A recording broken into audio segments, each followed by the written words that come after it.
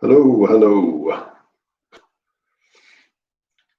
Tea on my own today. Just have a chat with myself for a bit. Maybe someone will come. I'll do it anyway.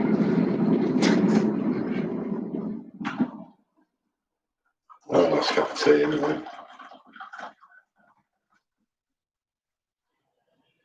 Hey, hello. Hello, Eversday. I could have come round. We could have done it together. Just made tea. Christmas, mince pie. It's a bit quiet today. Everybody's out Christmas shopping. Anyway, but wait a minute or two. You know, I'm sure like another 3,000 people will turn up any minute now, so it'll be all right. Who's with me? Is it Clara? Yeah, is it Clara? Say hello in the chat box. Don't be shy. Or is it somebody with nothing better to do? I'll make tea anyway. I've got a question. There's only one person to answer it. It's a nightmare. Everybody must be working.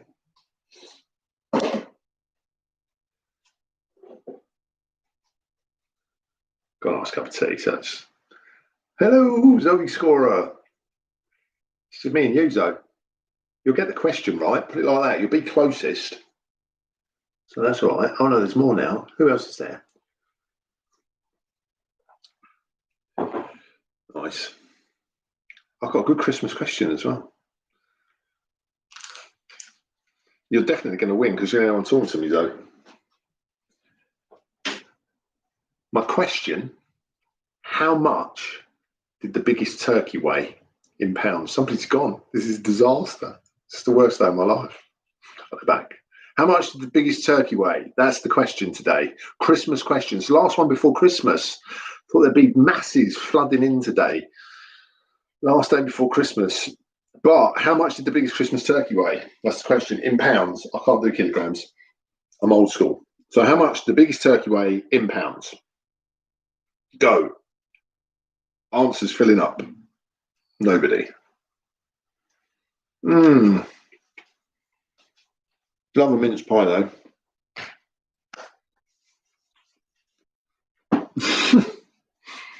I don't know. 10, 15 pound probably. Family of 6. Something like that. About that much. Have you ever cooked a turkey before, Zoe? Oh, there's a few more people. Lovely. That's better. Feels like a crowd now. Feels like a crowd. My question: how much did the biggest turkey weigh? How much did the biggest turkey weigh? That's my question. And Zoe's asked, how much does the average turkey weigh? I think it's about 10, 12 pounds, isn't it? That's probably a better question. Never cooked it. Are you cooking one this year? Cooking one this year? It's just like a big chicken. It's fine. 55 pounds. Wow. That's going to take some filling in the oven. We can't let Zoe win. She doesn't even know what a turkey is. 4 stone. That's 56 pounds. That's just a pound more than Zoe. That's incredible. You've just been usurped by a pound. Oh, we're doing goose. All right, okay. A little bit greasier, I think, goose. Is that right? I don't know. I'm too poor for goose. What am I doing today? Resilience and focus. 55 and 56 pounds. That's all we've got. Anybody else want to have a guess? Maybe 57 pound or 53 pound, maybe something like that. I don't know. Anyway, right. Resilience and focus. That's what we're doing today. Resilience. I guess what we're talking a little bit about there is it's a bit like the husband got excited about the goose. Probably need to take that offline, I think. But as we go, kind of resilience, we're talking about agility and ability to move and flex, and obviously focus is that need for consistency. So there's got to be a need for consistency. It's another paradox, another paradox of leadership, you see. So how can I be agile and resilient whilst also remaining focused. And like, I've done this before, like everything works in boxes or circles or triangles in the way I work, like in management and leadership. And I saw this lovely little grid about that kind of focus versus resilience. So classic low high. Yeah. So you've got low. So as an example, you've got a boss who's maybe low on resilience and low on consistency. Essentially what you're looking at is quite an unreliable, uninspiring boss. Yeah. Because they're not flexible, they're not changing, anything like that. But equally, they're not consistently doing the right thing. So uninspiring, unreliable. Now, if you've got somebody who's very consistent, very focused, but what they do is they're lacking that resilience and that flexibility, or you've got someone who's very rigid, kind of very stuck in their ways. Now, then if we go up and you've got somebody who's very agile, who can move about, all of that, so they're very resilient and they're agile and they move, but they're not consistent. You've got someone who lacks focus, and that can kind of damage your business as they bounce from one idea to another, not really with any idea what they should be achieving. And then, of course, the top box, or the top right box, is the high resilience, high focus, and there you have a good strategic leader. And probably never before have these two been more required than the last 9 months. So there's got to be some focus on eye on the prize, but also most businesses have to be hugely agile and make that happen. So focused leaders, they're the people who they kind of do stuff, they get stuff done, they repeat things. If something works, they kind of do it again. So they're really consistent. But the danger is that consistency can make them too rigid, too stuck in their ways. So it could be that they become overly stubborn about what ideas they have and what they think are right.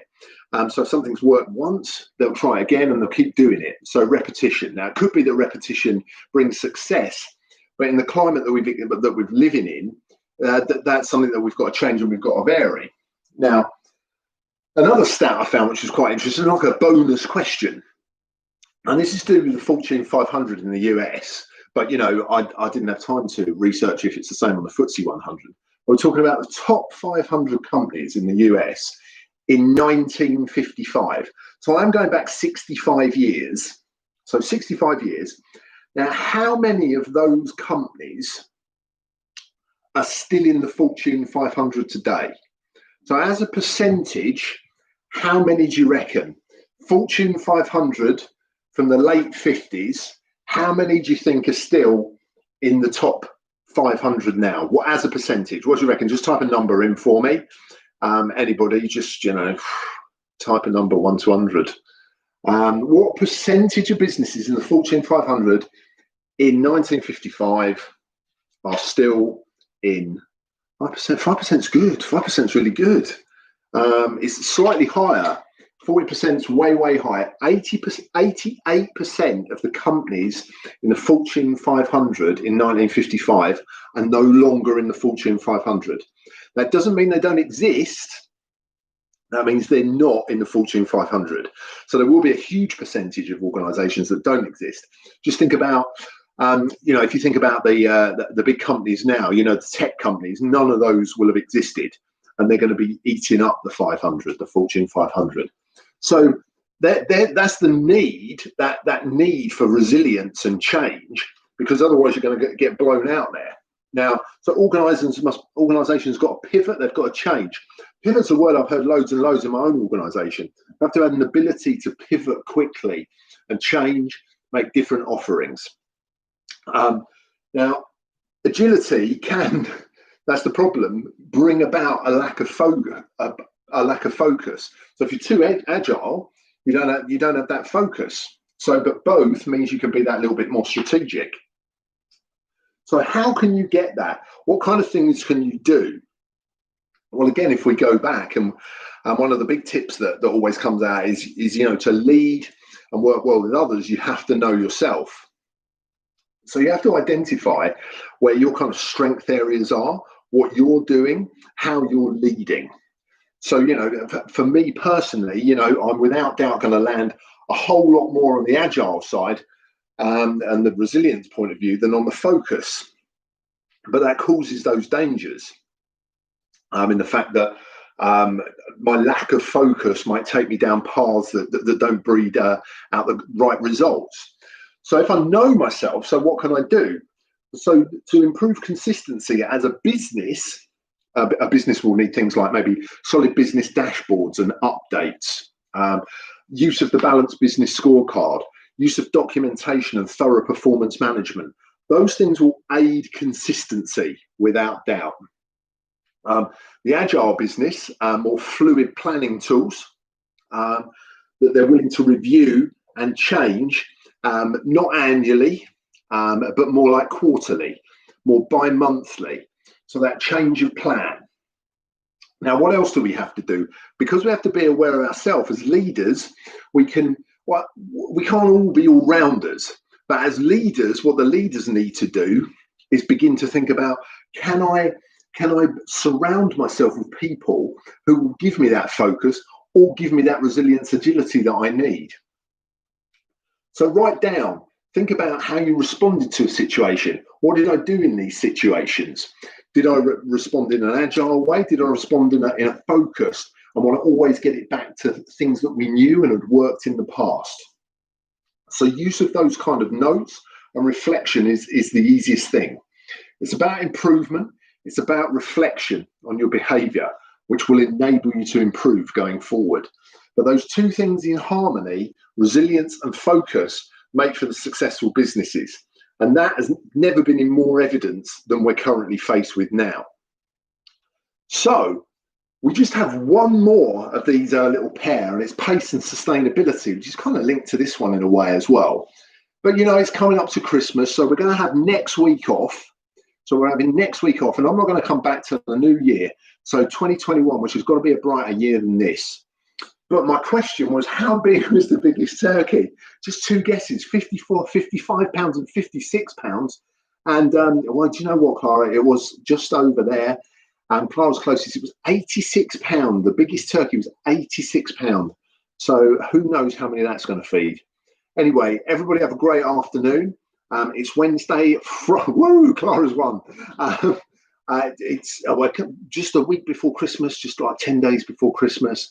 We've got a Christmas party coming up, so I'm looking forward to that. So everybody have a great afternoon, and I'll see you in the new year. Have a nice day.